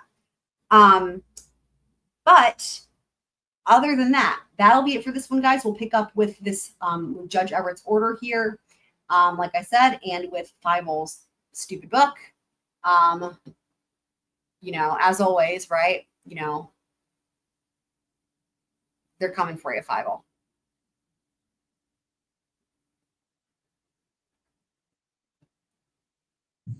I have that skirt. That's skirt. You know, once she's in custody, she'll never be wearing a skirt again. And I can't wait for that day. And I know I'm not alone in that. So yeah, let's all look forward to the day when Fievel only wears her jailhouse outfit, which honestly, they should make an exception and get her this outfit instead of the regular purple. Because honestly, the purple is almost too flattering. You know, we were talking about that on another live stream. The purple that they wear over there. So, all right, guys, I love you guys. Thanks so much for being here. Hopefully you guys are all excited about Wendy's stupid book.